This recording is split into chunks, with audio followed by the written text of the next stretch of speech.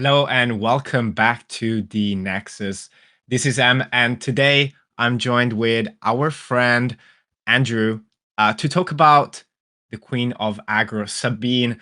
Yet again, we're seeing more and more awesome results from this deck, and we want to deep dive into the deck and share with you some tips and tricks from players that have reached high level of success like Andrew. Welcome back, man. How's it going? It's going pretty good. Just enjoying my time here. I think it's 5 hours before you guys, so it's a nice 5 o'clock in the afternoon. Enjoying my time off work, so can't Yeah. complain at all from my end.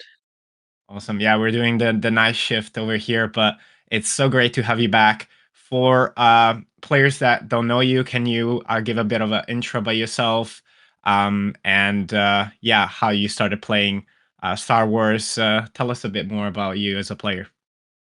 Yeah, so I started playing Star Wars about when like the pre-releases started for Set One. So I went to a couple of those, was able to snag some Set One product very early on for like a pretty good price. Just started putting some decks together, playing with a couple of my buddies that I played from or met from Battle Spirits, and turns out a bunch of people from Battle Spirits just wanted to come along and play Star Wars. So my whole like testing group right now is just post Battle Spirits Star Wars players, and so far it's gone pretty well. We've all had a lot of success, but um, that's kind of what got me into playing it. I love the Star Wars IP and just had a lot of success from playing locally. So gave Gen Con a shot, and now we're here.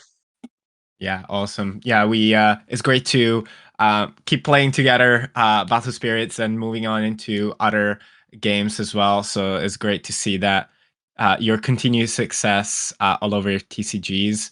And I would say let's jump straight into it. One thing that we kind of like ask ourselves is why Sabine, right? So we're talking about aggro, obviously, and we're talking about the deck that does aggro the best, based on data, based on the meta. So first of all, yeah, why Sabine? Like, as a opening, why did you play Sabine? Why do you think Sabine is the best aggro right now? So I'm going to give you two answers here. Number one is going to be the honest answer as to why I played Sabine, and then number two will be the actual what the people want to hear answer. I played Sabine at Gen Con because I was on 4 hours of sleep, and I had tested Kira literally every day up until the event. Stayed up way too late and was like, I do not want to try to think through these play lines and the different matchups. I was like, I'm gonna go with Sabine. It's a comfort pick. This deck has performed very well in testing. I'm just gonna roll with this for day one, and hopefully it goes well. Now, the actual answer as to what everyone else wants to hear is Sabine is, I think, by far the most impressive deck in the format. It does everything you want as an aggro deck, right? You have a super clean early curve where it's filled with well statted guys that you can just drop turn one, turn two, where it's like 3-3, 3-4, and constantly just being able to ping damage to your opponent just right off the bat. With your leader ability, you have cards like Fighters for Freedom that ping a damage every time that you play like a red card. You have stuff like Wing Leader that comes down and just buffs your guys to where you're just hitting for more and more damage. And it's just if your opponent doesn't have answers in hand, like you just completely run away with the game. And it becomes a point to where as long as you just navigate your matchups correctly, understand what to resource, there are very few decks in the format right now that give you a run for your money because you just have so many tools in that deck to be successful. Absolutely. I appreciate the honesty and given your result, which was top four at Juncon with Sabine, was definitely a good shout. I would be curious to know, for all the reasons that you just listed, right? We kind of like wanted to take in consideration two of the aggro lists that we have seen recently popping up. One is Kylo Ren. We've seen, I think, a red and a more successfully a yellow one that are very, very aggressive and they're quite efficient. And also, I threw in hand to green. I don't know if you've caught on some of the European tournaments. There's been one in Mhm. Poland recently with Swoop Racers. Shout out to them. I did very well, first and finalist place with this kind of I put it in this mix as an aggro. I wouldn't classify as aggro. Our friend Ollie calls it a zoo deck. I'm curious to know, like, have you tried other aggro decks? Do you think like Sabine is just the best, or do you think there is space in the meta to have a different approach to aggro?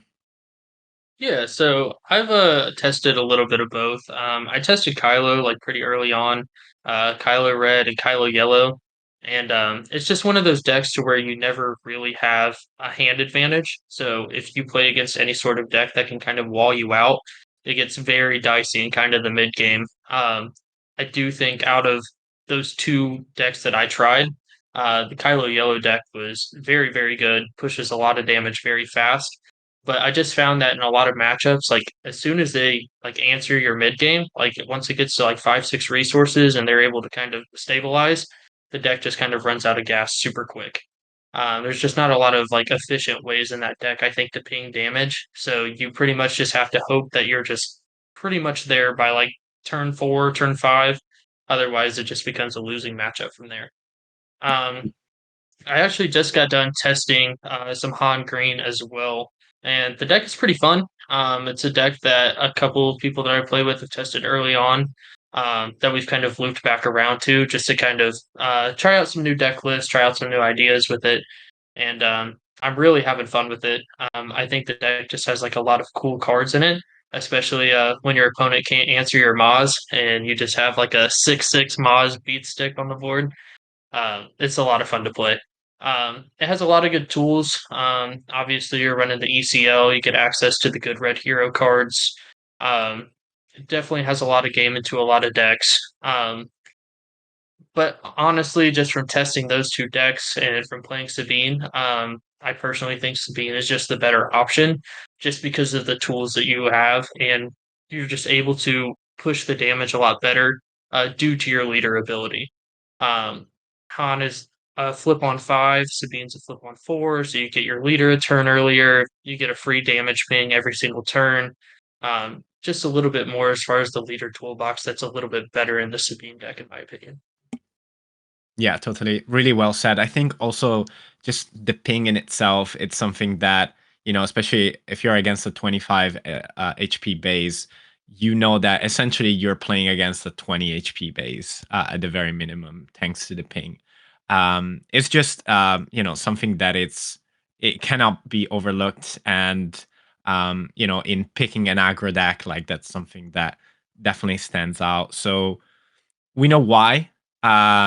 Now let's look at your list that got you the top four. So we call this list this video a masterclass on Sabine. We're gonna look at your list, and then we're gonna talk about other Sabine decks, and we're gonna discuss a bit like how do we choose Sabine going forward for events. But once again, congrats on your finish. Playing Sabine Green, which super popular at the moment. I also suffer from this deck. Obviously, Sabine already in set one was the aggro deck by definition. With set two, against like the two most, I think, broken cards. Not broken, but like severely overpowered. Poe and Wrecker. But I'll let you talk about it. I want to ask you first of all, like, how did the deck feel, and overall, like, how would you rate the deck, and which one was the MVP for you? So I definitely give the deck a solid 9 out of 10. The only reason it is not a 10 out of 10 is because the mirror is so god awful to play, because it is literally just a coin flip on basically who goes first and who goes second. Especially if you're playing against another good player. It's a lot of the same play lines, and it just comes down to like a few key like ECL triggers and just kind of being able to get that board control in the matchup. Um, as long as you like both players resource correctly, like it is a very difficult matchup to win if you are going second in that matchup in game one. As far as the deck goes, it just performed super well. I enjoyed pretty much exactly the way it was built. I never really felt like I drew into any bad hands. I always felt like, even if I had to mulligan, the hand that I got after mulligan was like still like very well like playable. And I think that the deck just honestly breezes along into your Swiss rounds because it's like any control deck you play, you know, you're already kind of in a favorable matchup. The cunning decks are a little bit weird, especially if you're playing against some good players. They can just easily overwhelm you with cunning. So you have to be a little bit particular in the way you resource and play those matchups. The mirror, you just have to make sure that you're following your play lines and resourcing correctly. But all in all, just a super solid list. Thank you to Troy and everyone for kind of helping put it together. And I got some good reps with it in before Gen Con, and then just every single round of Gen Con on Thursday. Just felt like I had the tools that I needed in hand. Couple MVPs of the deck. Obviously, Poe Dameron with ECL is just disgusting. Just coming down as a 6/6 that can do a whole bunch of different things, defeating upgrades, pushing more damage, giving you that hand control is super important, especially when you start getting into those control matchups. He comes down, hits the board, and he's something that they have to answer right away, or he can easily single handedly take over the game by himself. Um, Another big MVP was timely intervention. So there was a lot of games that I was just playing the ECL Poe, and then just kind of like establishing him on board, making them answer that. So they're using sometimes 2 to 3 resources just to answer Poe, and then I have timely intervention for another huge record play to follow that up. So we're getting to their leader flip turn, and their leader comes down, has to answer one of my units to kind of do this board control, and then I can just timely intervention, defeat a resource, put 5 on your leader, run him over, deal 5 to your base, and it's just a huge tempo play. So timely intervention was another good card, especially with the smuggle. Just being able to put that in my resources early and just being like, okay, now I know I have a bomb sitting here that I can just ECL multiple things into your guys to just do huge plays from my end to swing the game. Like timely intervention, a K2SO into something and running it over or trading into something and dealing 3 to base is just a huge play as well. Dark Saber is just a crazy card. If they don't answer Dark Saber, you pretty much just win the game. You can throw it on your leader. She can deal 7 damage to their base. You can buff up one of your guys you play on turn one and throw it on them, and you're doing like 8 or 9 to base. It's just a crazy card. I'm glad you're a fan of timely intervention. Actually, this kind of um, segue well to my next question because I don't want us to focus too much on like the deck itself because I think like people have a good grasp on it.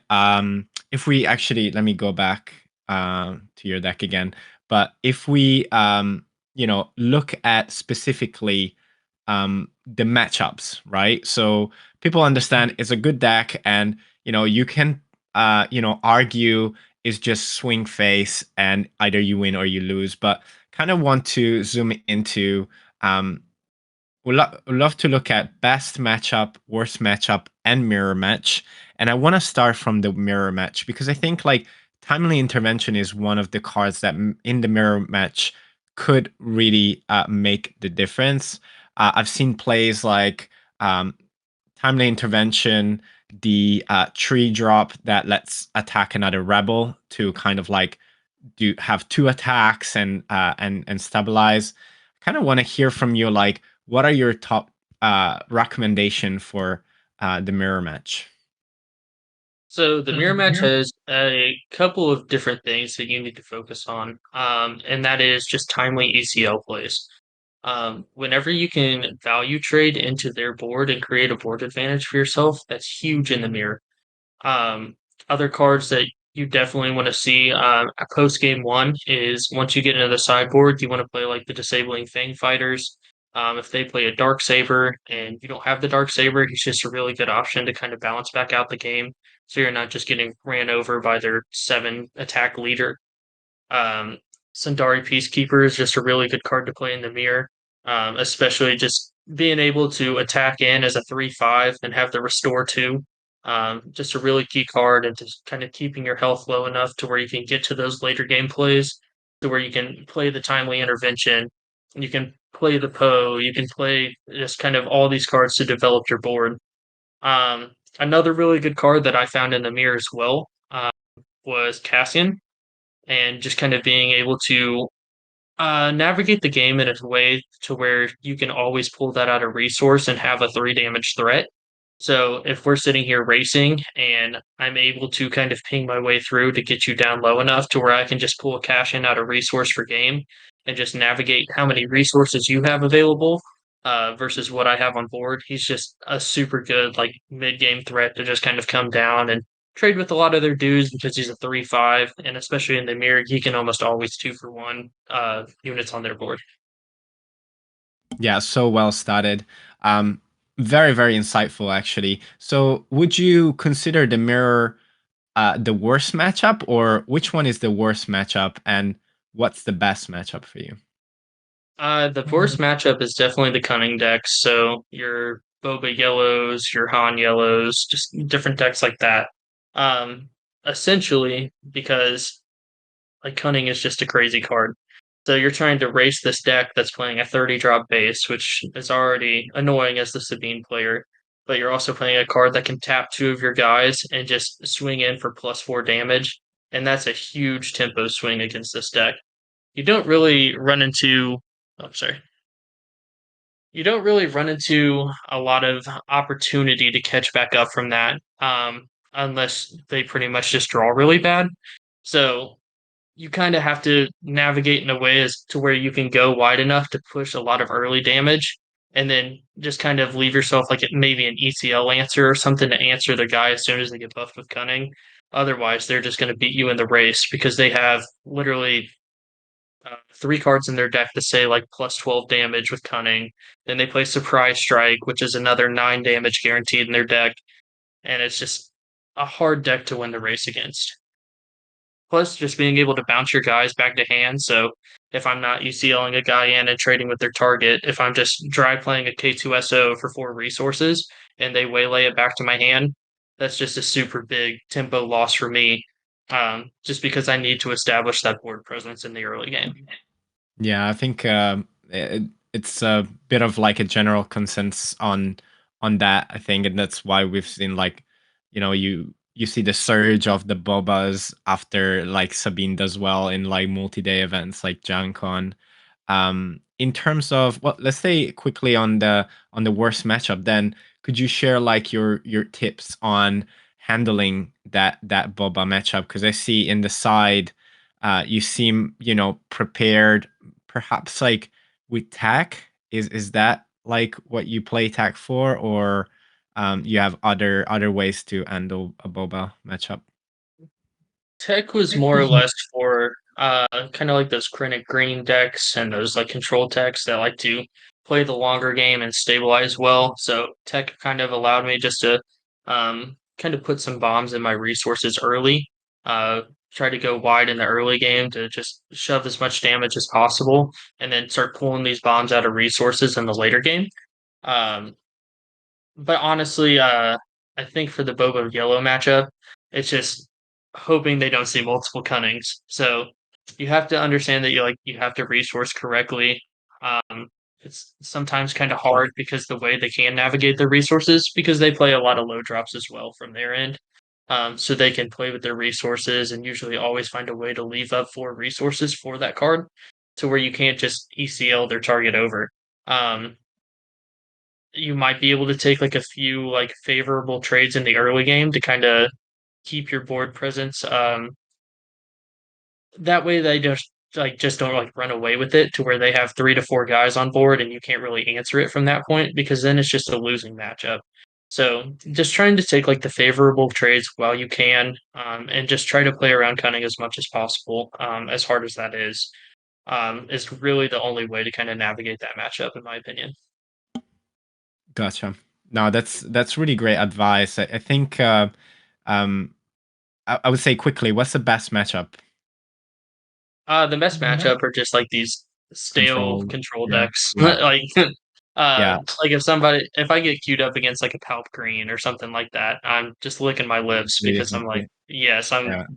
this deck isn't gonna be able to hang out with me. So Makes sense. So, in terms of any changes, I would like to ask you this question: if you would like to make any changes, and also, is there any cards, maybe in your sideboard or just outside this list, that you would like to try, either in main or side, that you've recently consider that maybe wasn't on your radar, or maybe like a spicy tech, given the current meta?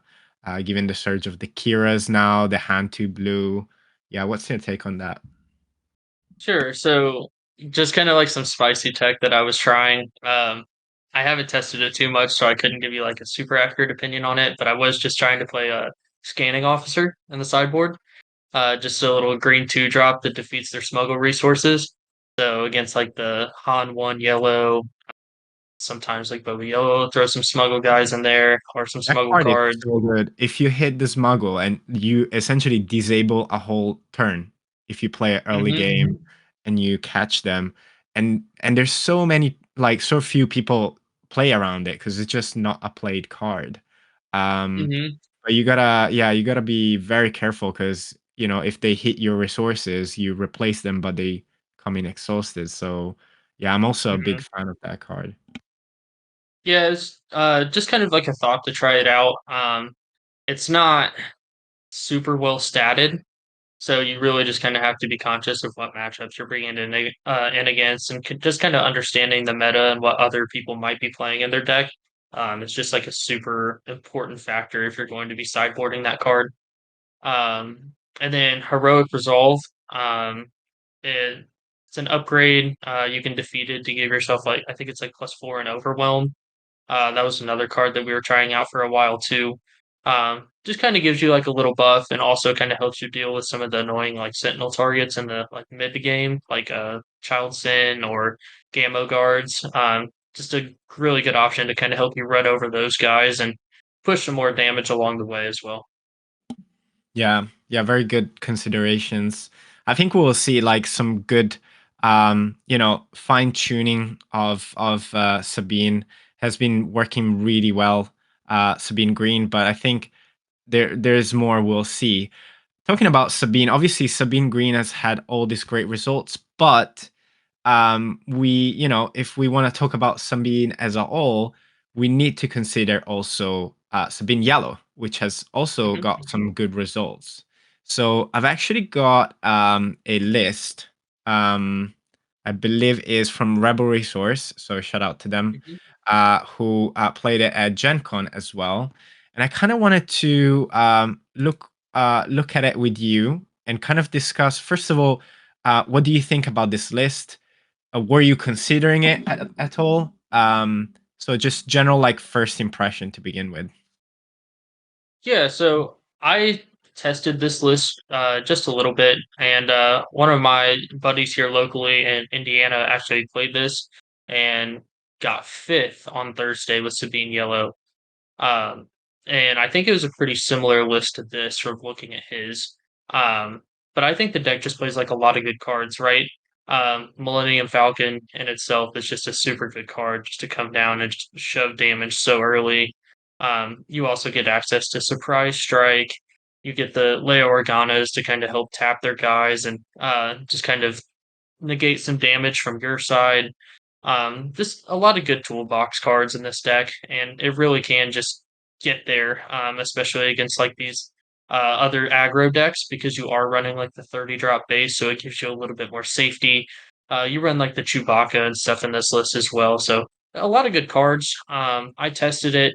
The deck performed pretty well. The only thing that I would say was the big swinging factor for me was ECL. Like Yeah, just having like the energy conversion lab and timely intervention plays with Poe and Wrecker just kind of sealed the deal as to where I was wanted to play the green list versus the yellow list.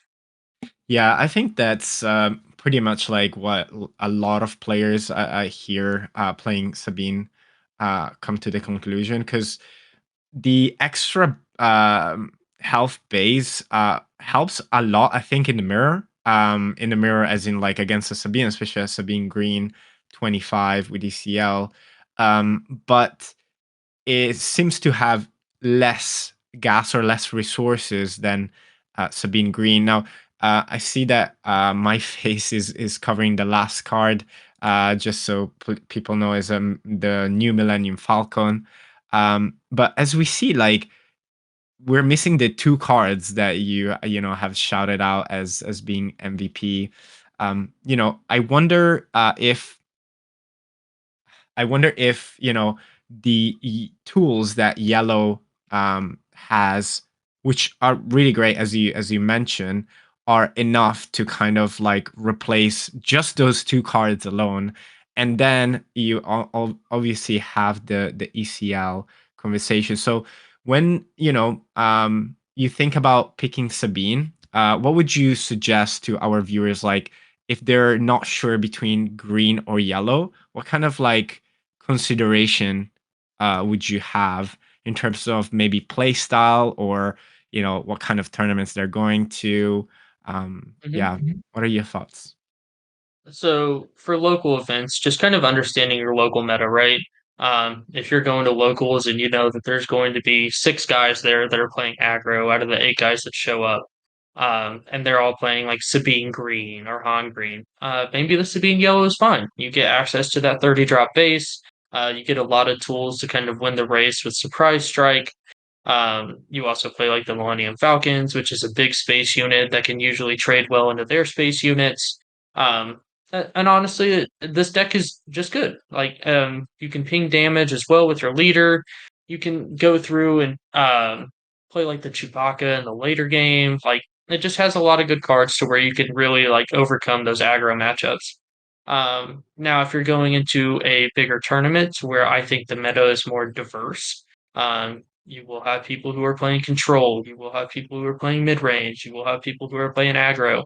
I think Sabine Green just has a better overall spread of matchups, to where you can just kind of deal with more diversity in decks in the meta, especially having access to like Poe, Wrecker, ECL. This deck can play Poe and Wrecker as well, but they're not as effective without ECL. Um, it just kind of gives you a little bit more game into the field, instead of being more geared towards a specific matchup. I think like another good point to point out too is like price points. Um, Especially once you start building like Sabine Green, like Poe Dameron is a pretty expensive card. Even Wreckers for like rares and stuff are expensive cards. So maybe somebody wants to play a little bit more cost efficient deck. I know Millennium Falcon's pretty expensive, but a lot of these cards in here, just if you are playing locally and you don't want to go out and spend the $400 to put together a Sabine deck, then this is like a really good alternative as well. That's a really good point, because in set one used to be also like the cheapest deck or one of the cheapest decks to Mhm. run. Now suddenly you need these 9 or 8 legendaries. No, actually, Wrecker is not a legendary somehow. This 5 or whatever legendaries is still quite a lot of money. But I think these are all great considerations, and I think viewers who wants to play Sabine can now have like a bit more information on like how to make their choice. So just want to move on and kind of like wrap it up really, because I think we covered quite a lot. Just wanted to share some like closing thoughts, because I think the game is still very new. We have now access to 2 sets, and we're seeing the spoilers for the upcoming set in November. Really exciting stuff, really great keywords. Just as in like kind of like closing thoughts for you, where do you see aggro, evolving in this game? Do you think is too strong Sabine right now? Yeah, just kind of like curious on like your thought as a whole. Sure. As far as aggro in the game, I think aggro will always be a strategy, um, no matter what the set or what the meta is, just because, I mean, you basically force your opponent to have it. So whether that's staying with like the Sabine strategy to where you have like this really low end curve that kind of goes into these big mid range guys that can just kind of get you there, or now we're kind of seeing like tokens come up to where it's like you have the clone and droid tokens, so maybe there's some sort of like token aggro deck that comes out in this set that's going to be really good. I think aggro is just always kind of a good card or a good meta call, and just forcing yourself like to go into a tournament and say, hey, flip over 10 cards and hopefully you have the answer. Um, Especially if you're playing or going into a meta to where you know, like, there's been a lot of hype around like some of these bigger control decks or some of these decks that like to play this huge late game. Aggro is just always a good call into a meta like that as well. Sabine and herself, as of right now, from what I've seen, is still probably just going to be the best leader you can play for aggro, just because of what she does. She does pretty much everything you want as an aggressive leader. She flips really early, so you always get your leader flip before theirs. She's able to ping just consistent damage for you. She's if she swings in and hits their base, she hits for three. She pairs well with the dark saber. She just has so many tools to just kind of be exactly what you want in an aggro deck. And as of right now, Han 2 is like pretty good, but as far as the other leaders that you kind of play in these aggro strategies, I think it's Sabine and probably not even close for the best aggro leader. Fantastic. No, thank you so much, Andrew. I think Sabine is here to stay. We have really loved to have you and all these super good insights. To everyone watching, thanks for watching. Leave a comment down below if you have any question for Andrew. Leave a like, leave a sub. We're almost at 500 subs. But before we wrap it up, Andrew, again, thanks so much. Any shout out, any socials people should follow? Anything you want to say? My personal, I don't have like a lot of card game like socials, but I am in a couple different discords. So if you see me floating around in some random discords, feel free to say hi. But big shout out to the plus two boys, Troy, Alex, the rest of the gang. They pretty much hold me hostage for testing. So whenever they want to test against the bad players, that's when they usually call me. But also, shout out to just Tyler, all my friends here locally as well. Just kind of being like some good guys I can bounce some ideas off of, go and jam some like fun games. And then Tyler's usually always down to play on webcam or TTS or whatever else. So just got a good support group, a lot of good friends, and a lot of good game knowledge between all of them that just really kind of helped me push my skills to the next level as well. So very thankful for all of them. Amazing. That's so great to see the community getting together. Obviously, we interviewed Troy as well, and he has his I believe I don't know if it's his YouTube channel, it's a group YouTube channel, but he's sharing like some amazing just TCG knowledge as well as his list. So definitely go check it out. What's the name of the channel again? You Plus, mentioned the two. Yeah, plus two. Awesome. So a shout out to them as a proxy to your shout out. But Andrew, thank you so much. And thanks everyone for watching. Until next time, this was M from the Nexus. Bye. peace.